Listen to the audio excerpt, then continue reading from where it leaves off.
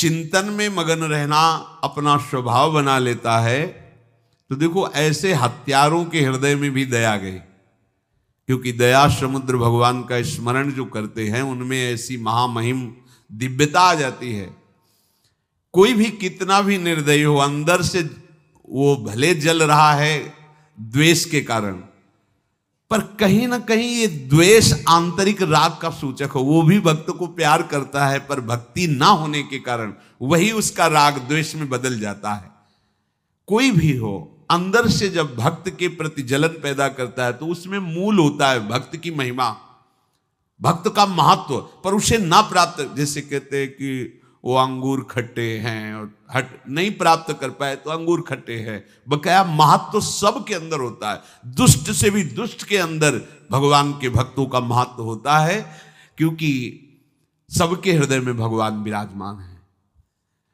अब चंद्रहास जी भगवत स्मरण करते हुए पक्षियों के और मृग आदि के बीच में हैं। उधर भगवान का एक विधान तैयार होता है, वह देश भूमि में रहत लघु भूप और सुख सब एक सुत चाह भारी है।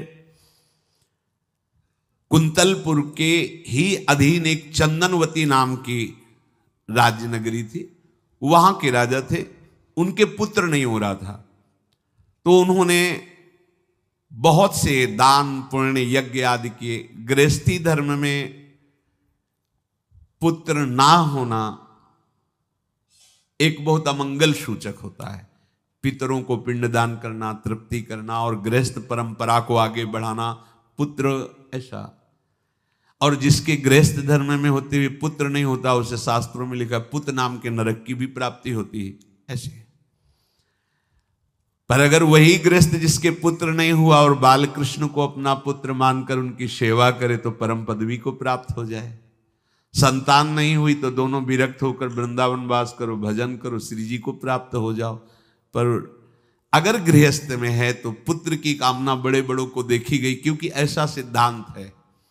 जब दशरथ जी महाराज चक्रवर्ती सम्राट, जब उनकी भी बहुत अवस्था हो गई, पुत्र नहीं हुआ तो व्याकुल हो गए और वशिष्ठ जी के चरणों में जाके बैठे कि सब कुछ है, पुत्र ना होने के कारण हमारा हृदय व्याकुल रहता है। तो उन्होंने श्रृंगी ऋषि को बुलाकर पुत्रष्टि यज्ञ करवाई, जिससे भगवान 4 रूपों में प्रकट हुए, राम लक्ष्मण भरत शत्रुघ्न।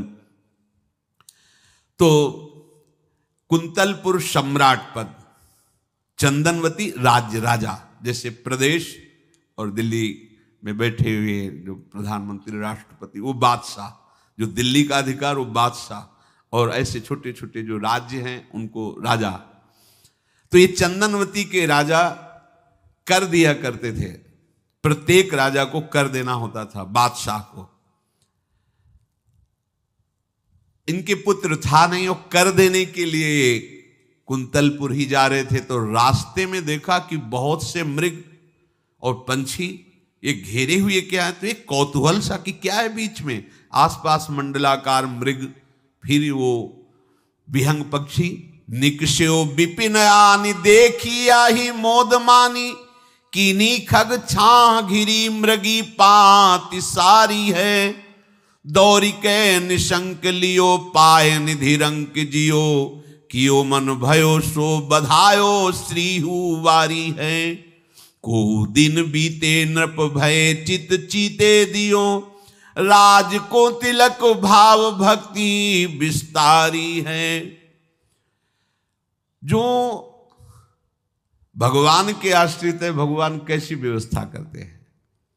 वो चंदनावती के राजा दौड़ करके कौतूहलवश, क्या है यहां, मृगी पंक्तियों के बीच में पक्षी, हुमा नाम का बड़ा पवित्र पक्षी हिमालय आदि में पाया जाता है, जिसके ऊपर इसकी छाया पड़ जाए वो ऐश्वर्यवान हो जाए।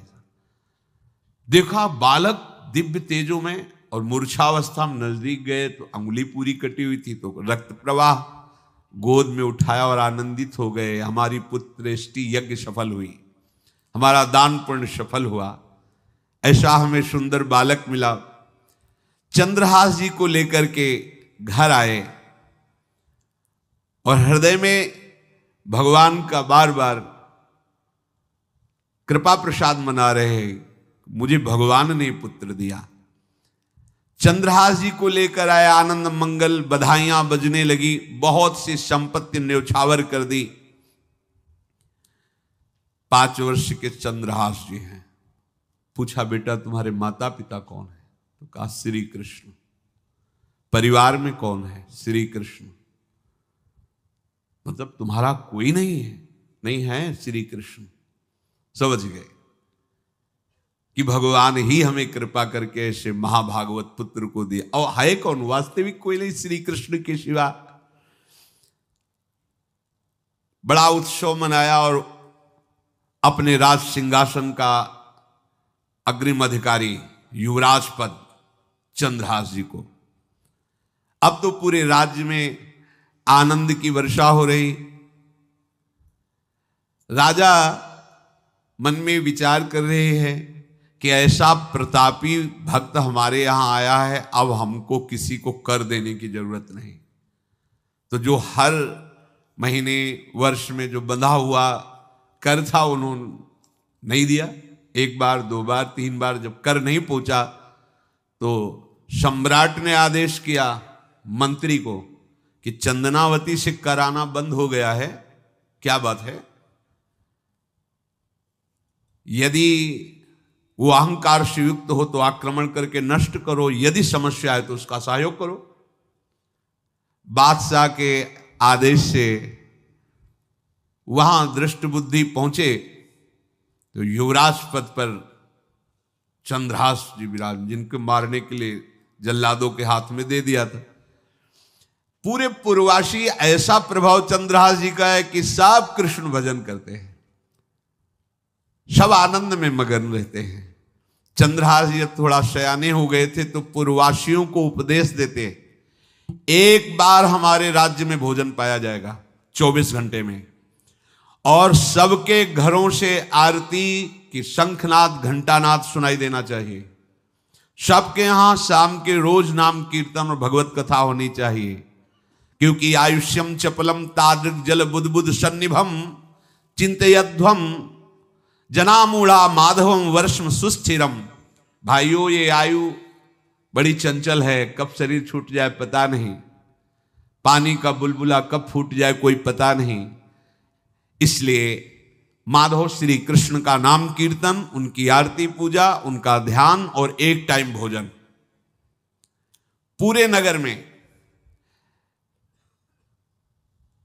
अब सोचो कितना भक्ति का प्रभाव होता है।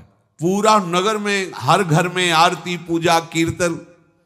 तो रहे जाके देश सो नरेश कछु पावे नाही, बाहबल जोर दियो सचिव पठाई के, आयो घर जान कियो अति सन्मान सो, बिछान लियो वह बाल मारो छल छाई के, दई लिखी चिट्ठी जाओ मेरे सुत हाथ दीजे, कीजे वही बात जाको आयो ले लिखाई के, गए पुर पास बाग सेवा मति पाग करी, भरी दृग नींद ने कुछ सोयो सुख पाई के।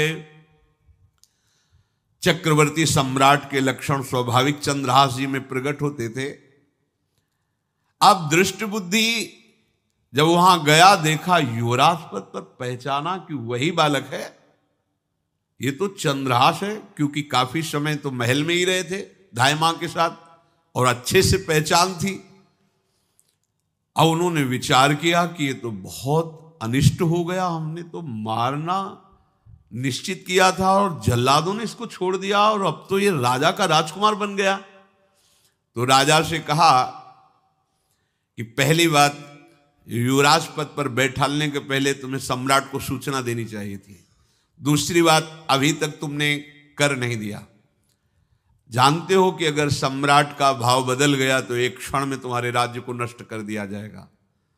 तो राजा ने हाथ जोड़कर, चंदनावती के राजा ने कहा, महाराज आप ही अब हमारी रक्षा कर सकते हो। तो उसकी दृष्टि चंद्रहास पर थी, इसको मरवाना है, क्योंकि पंडित ने बताया था यही पति बनेगा। अरे तो अब तो आनंदित होना चाहिए कि अब तो राजा बनेगा, अब तो बढ़िया है। लेकिन चंद्रहास जी को यदि आप सम्राट के पास भेज देते हैं और सम्राट निश्चित प्रसन्न हो जाएंगे चंद्रहास को देख के, तो वो तुम्हारे इस अपराध को क्षमा कर देंगे। युवराज पद दे दिया और भेंट नहीं दी, कर नहीं दिया महीनों से, तो ऐसा करो चंद्रहास जी को भेज दो। राजा ने स्वीकार कर लिया। और पहले लोग बिल्कुल धर्म से चलते थे, कहीं भी अधर्म का लेश नहीं। एक चिट्ठी लिखी दृष्ट बुद्धि ने और चंद्रहास जी से कहा खोल के पढ़ना नहीं, मेरे पुत्र मदन को देना जाके, और मदन तुम्हें फिर आगे का कार्य सम्राट से मिलाना, माफी करवा देना, ये सब करवा देगा, पर ये चिट्ठी तुम रास्ते में खोल के नहीं देखना। और वैसे भी किसी का पत्र खोल के देखने का धर्म नहीं कहता। अगर कोई पत्र दे तो ये नहीं कि इसमें क्या लिखा है, नहीं, या तो हिम्मत नहीं है, इतनी धैर्य नहीं है तो मत लो। अगर धैर्य है तो हाथ में लेकर जहां तक पहुंचाना है वहां तक पहुंचा दो, नहीं तो वो कार्य ही मत लो। ये अधर्म है कि आप बीच में उसको खोलकर पढ़े। पहले लोग बहुत धर्मात्मा होते थे, एक एक बात धर्मयुक्त होती थी। चंद्रहास जी को चिट्ठी दी, चंद्रहास जी ने पत्र को अपनी पाग में खोस लिया और कुंतलपुर के लिए चले। अब इनका किशोर अवस्था में प्रवेश हो चुका था। एक सुंदर कुंतलपुर के बाहरी रमणीय बगीचा था, वृक्ष बहुत सुंदर सुंदर, पुष्पवाटिका भी बड़ा मनोरम लगा। घोड़ा बांध दिया वृक्ष में और पहले सरोवर का बड़ा निर्मल जल होता, जल पिया, हाथ मुंह धोया, थोड़ी देर भगवान का ध्यान करते रहे वृक्ष के नीचे और फिर लेट गए तो नींद आ गई। भगवान बड़े कृपालु हैं। जो भगवद आश्रित होता है त्रिभुवन में कोई उसका अमंगल नहीं कर सकता। अपनी सहेलियों के साथ दृष्ट बुद्धि की वही राजकुमारी जिसके साथ इनका ज्योतिषाचार्य ने कहा था यही पति होगा, वो अपनी बहुत सी समान वयस्क अवस्था की जो किशोरियां थी उनके साथ वो, और ये राजवाटिका थी, इसमें घूमने के लिए आई। तो घोड़ा देखा तो उसने कहा यहां किसी का घोड़ा कैसे आ सकता है, हमें लगता है कोई यात्री इसमें प्रवेश कर गया, उसको पता नहीं होगा कि राजवाटिका है। खेलत सहेलिन मो आई वाही बाग मांझ, करी अनुराग भई न्यारी देखी रीझी है। पाग मदि पाती छवि माती झुकी खेच लई, बाची खोल लिख्यो विष दैन पिता खीजी है। विषयाशु नाम अभिराम दृग्वंजन सो, विषया बनाई मन भाई रस भींजी है। आई मिली आलिन में लालन को ध्यान हिए, पिए मद मानो गृह आई तब धीजी है। वो अपने सहेलियों के साथ घूमते हुए उसी वृक्ष के नीचे पहुंची जा। चंद्रहास नौ किशोर अवस्था, और जो भगवान का भजन करते हैं उनमें एक विशेष आकर्षण होता है जो साधारण आदमियों में नहीं होता। वो कैसा भी रूप हो उससे मतलब आकर्षण होता है, ऐसा लगता है इनके समीप बैठे रहे, इनको देखते रहे, इनकी बातें सुनते रहे, उनमें भगवत आकर्षण होता है। आंख मुंदी हुई शोर है, देखते ही पूर्व विधान के अनुसार उसका चित्त लुट गया। इतना सुंदर नौ किशोर अवस्था, आसपास देखा तो सखियां खेलने में लगी थी। पाग में एक चिट्ठी सी दिखाई दी तो झुक करके चुपचाप ऐसे नौ किशोर अवस्था में चंचलता भी होती है, चिट्ठी खोल करके देखा तो वैसे ही रूप माधुरी में आसक्त हो गई थी। पूर्व संस्कार से आकर्षण भी हुआ। इसने संस्कृत में लिखा था विस्मस्मयी प्रदातव्यम त्वया मदन शत्रुवे, कार्या कार्यम न द्रष्टव्यम कर्तव्यम खलु में प्रियम। मदन पुत्र, उनके नाम था मदन। अय मदन, बिना कुछ विचार किए इसको विष दे देना जाते ही। क्या उचित है क्या अनुचित ये तुम्हें नहीं सोचना, मेरा प्रिय करना, मेरे आदेश का पालन, जाते ही से विष दे देना। पत्र उसने देखा वो पिताजी की बुद्धि खराब हो गई, ऐसे सुंदर नव किशोर को विष देने की बात लिख दी। अब उसे बड़ा दुख हुआ कि पहली ही दृष्टि में, अभी तो इन्होंने आंख खोल के हमें देखा ही नहीं, और इनको इस सोई हुई मुद्रा में देख करके मेरे प्राण समर्पित हो गए, मेरा चित्त समर्पित हो गया। चलो, जब मेरी सखियों के नाम पुकारे जाते, हेमलता, शशिकला आदि, तो मुझे चुभता था कि मेरा नाम पिताजी ने विषया क्यों रखा है। आज सार्थक हो गया, मेरा नाम सार्थक हो गया। काजल लगाई हुई थी, एक सीख से ऐसे काजल लिया, और एक संस्कृत में आ बनता है ऐसा, ऐसे, बस ऐसे कर दो तो विषया हो गया। अब उसका अर्थ बदल गया। हे मदन, उचित अनुचित का विचार छोड़कर जाते ही इसे विषया प्रदान कर दो, ये मेरा प्रिय कार्य होगा। विषया पुत्री भगवान है, जैसी हो भवतव्यता तैसी बने, सहाय आप ना आवे आप परताई तहां ले जाए। तो ओ पत्र वही खोस दिया, और ये सुख हुआ कि तो जाएंगे भाई के पास ही ना, तो घर में ही तो जाएंगे, वहां इनकी इस प्रसन्न मुद्रा में बातचीत करते हुए मैं इनको देखूंगी। ये भगवान का विधान होता है। भगवान श्री राम जब पुष्प वाटिका में पुष्प चयन कर रहे हैं, तो श्री विदेह राजनंदनी जानकी जी की नूपुरों की ध्वनि कान में पड़ी, सावधान हो गए। लक्ष्मण जी से कहते, लक्ष्मण आज तक मेरे मन में ऐसा नहीं हुआ, ये नूपुर और कंकन की ध्वनि मेरे मन में व्याकुलता पैदा कर रही है, और रघुवंशियों का स्वभाव ऐसा नहीं है। ये किसकी हो सकती है नूपुर ध्वनि?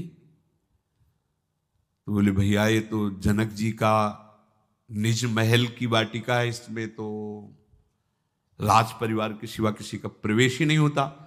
ऐसे ही बात कर रहे थे कि सामने से श्री विदेह राजनंदनी किशोरी जी जानकी जी को भगवान के पसीना आ गया माथे पे ऐसा सुंदर स्वरूप। और लक्ष्मण जी से कहते, लक्ष्मण मुझे अपने मन पे विश्वास, मर्यादा पुरुषोत्तम भगवान, मुझे अपने मन पे विश्वास है कि कभी भी इसमें हलचल नहीं, पर आज कुछ हम संभाल नहीं पा रहे। ये विधान होता है ना, जानकी जी को देख, तो ये भगवान का विधान होता है जो ऐसा पवित्र भाव वाले। अब चंद्रहास जी, ये सब कुछ पता नहीं, भगवत ध्यान में वो निद्रा में, तो उठ्यो चंद्रहास जी पास लिख्यो ल्यायो आयो, देख मन भायो गाढ़े गरे सो लगायो है, दई कर पाती बात लिखी मो सुहाती, बोली विप्र घरी एक मांझ ब्याह उभरायो है, करी ऐसी रीति डारे बड़े नृप जीती, श्री देत गई बीत चाव पार पे न पायो है, आयो पिता नीच सुनि घूमि आई मीच मानो, बानो लखी दूल्हा को सूल सरसायो।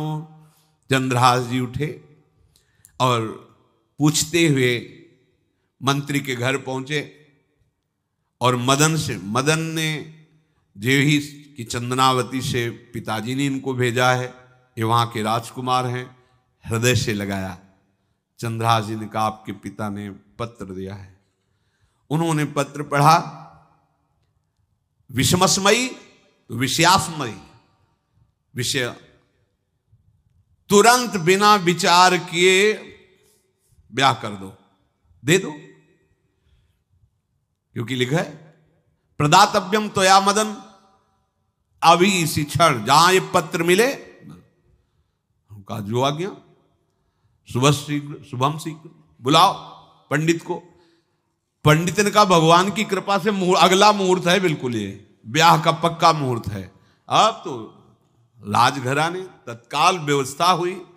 अब वो तो पहले ही मोहित हो चुकी थी देख के विषया जी, तत्काल दुल्हन रूप उनको सजाया गया, इनको दूल्हा रूप सजाया गया, पंडित शुरू कर दिए, गणानंद तो गणपति को ब्याह हो गया।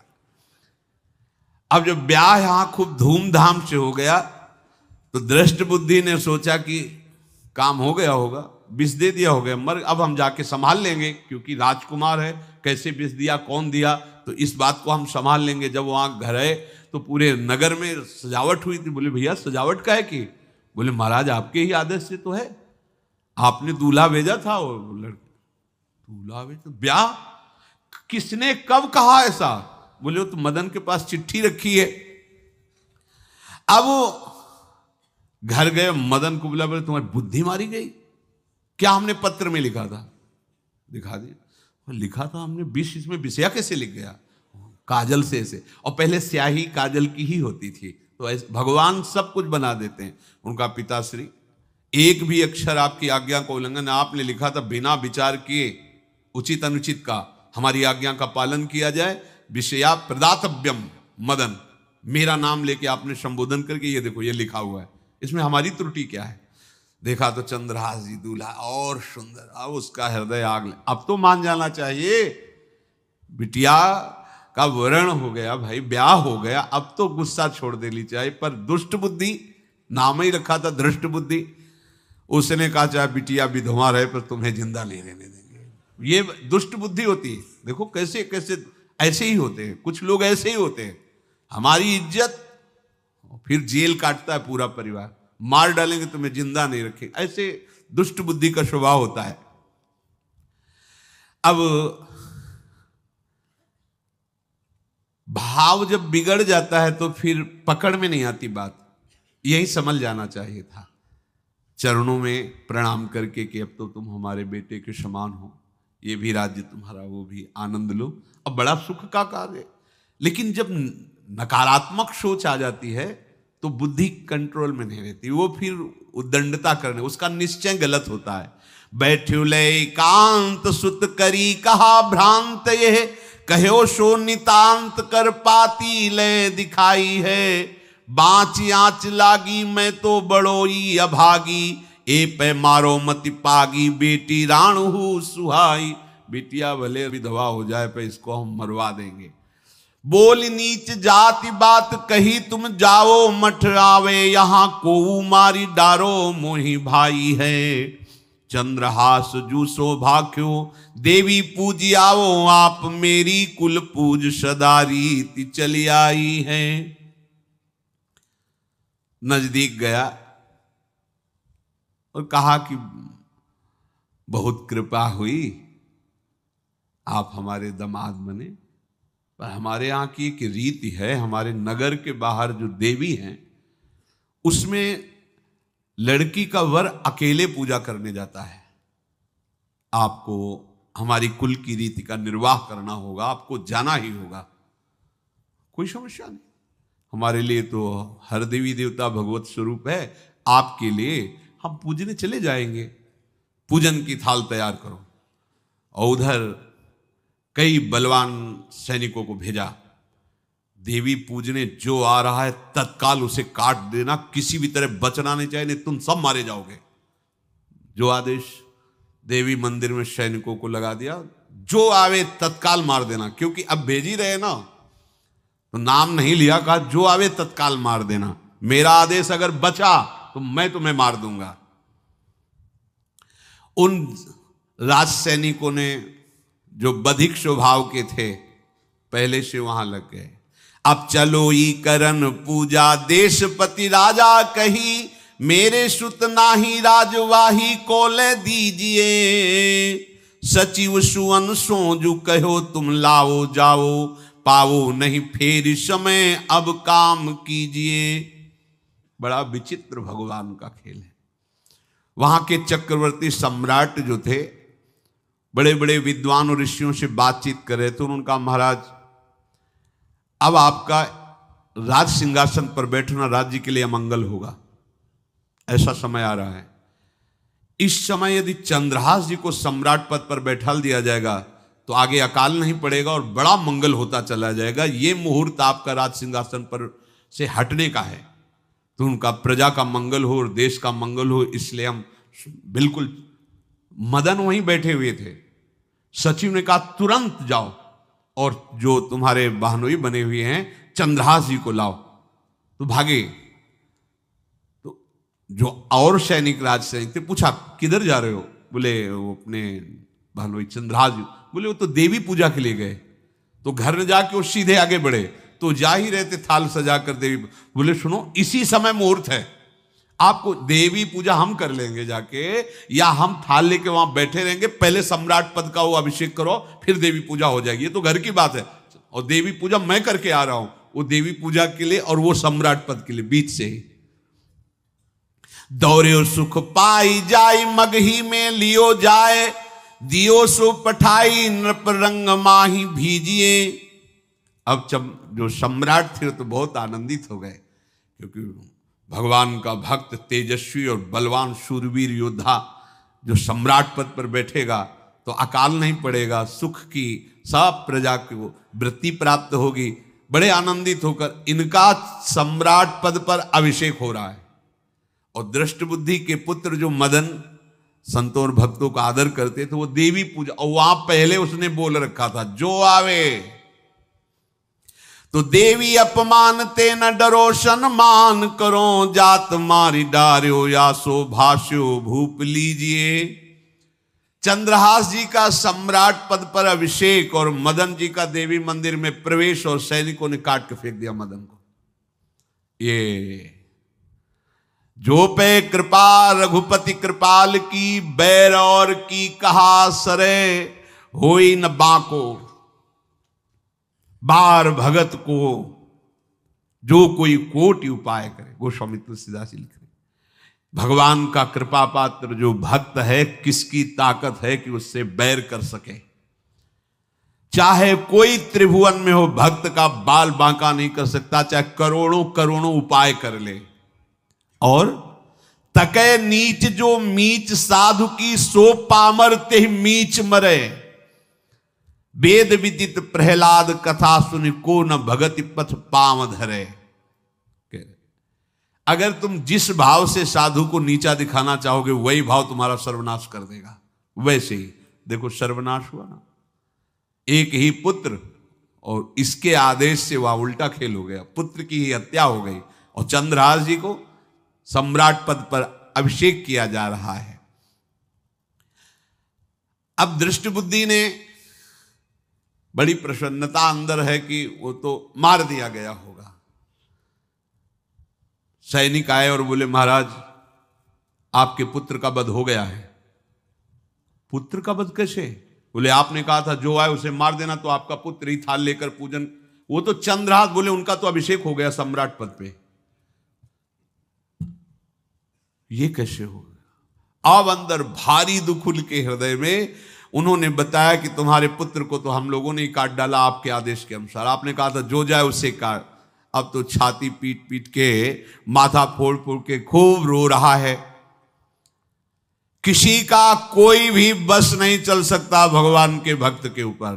तंत्र मंत्र दुनिया का जितना भी सामर्थ्य है, ये भक्ति को ऐसे खिलवाड़ नहीं है।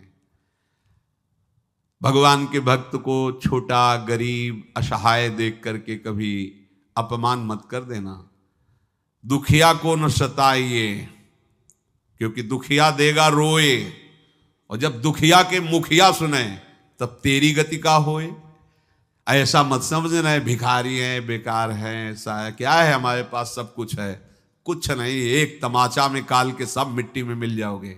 ये जो भ्रकुटी के इशारे से काल को भी ना चाहता है, उनके ये दास हैं। देखो ना क्या वो सम्राट पद पे अभिषिक्त हो रहा है, उसके कुल परंपरा चलाने वाला पुत्र ही काट दिया गया।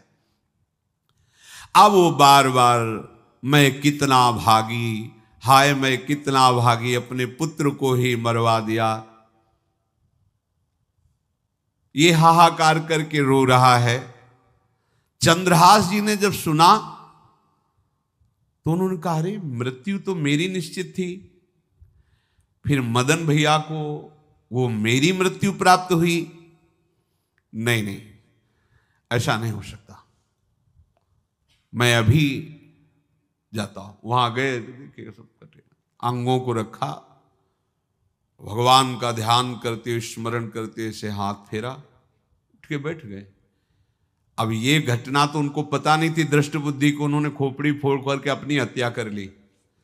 उनको जिला के आए तो फिर उनको जिलाया और कहा पिताजी अब कृष्ण कृष्ण जपो। अब उनकी बुद्धि शुद्ध हुई और भगवान का आश्रय लेकर के वो अपने जीवन को भगवत भक्ति में बनाए। तो जो भगवान का भक्त है उससे द्रोह करने वाले को भी परम मंगल ही देते हैं भक्त। पर भक्ति में अनन्यता की आवश्यकता है। प्रारंभ इहलोक परलोक के सारे सुखों को भगवान के चरणों में समर्पित करके किसी व्यक्ति वस्तु स्थान का आश्रय नहीं होना चाहिए। कैसे जानोगे कि आपके हृदय में किसी व्यक्ति वस्तु स्थान का आश्रय है या प्रभु का? क्योंकि जो इस तरह से निकल पड़े उनकी तो बात अलग है, लेकिन जो घर में रह रहे हैं, राज परिवार में रह रहे हैं या सुख भोग में रह रहे हैं, वो कैसे जानेंगे कि हमारा आश्रय भगवान का है कि नहीं? जब आपको कोई विपत्ति पड़े तो उसी समय देखो आपका मन किधर गया। किसी फोन नंबर पर, किसी व्यक्ति के संबंध के लिए या किसी बल पर गया तो आश्रय भगवान का भी नहीं है। यदि सीधे भगवान पर गया, सीधे कहीं नहीं गया, सीधे भगवान पर, आश्रय भगवान। कोई सुख सम्मान हर्षोल्लास की बात आई तो अपने गुण पर गया, अपनी महिमा पर गया या भगवान की कृपा पर गया? अगर सीधे भगवान की कृपा पर गया कि ये तो हमारे प्रियाजू की कृपा से है, मुझ अधम के ऐसे भाग्य कहां, ये तो मेरी लाडली जू की कृपा। कोई विपत्ति आई, कोई परेशानी की बात नहीं, लाडली जो है ना, बस बड़े से बड़े सुख में और बड़े से बड़े दुख में, दोनों में हमारी चित्त की वृत्ति आराध्य देव की तरफ जा रही है, तो जान लो आपका भगवद आश्रय। और भगवद आश्रय है तो ये ऐसी चमत्कारमयी वृत्ति है कि इससे बड़ा कोई साधन नहीं। प्रायः इसका परिचय नहीं प्राप्त हो पाता। मदाश्रया एक दिन बोले भी थे, बहुत अमृत में शब्द है ये, बड़ी कृपा, पढ़ सब जाएंगे, पर मदाश्रया की स्थिति ये केवल कृपा पात्र को ही प्राप्त होती है। बिल्कुल महाप्रभु इसी का संकेत कर रहे हैं। दूरादपास स्वजनान सुखमर्थ कोटिम, सर्वेषु शब्द है, सर्वेषु साधनवरेषु चिरम निराशा। तो अब क्या हुआ?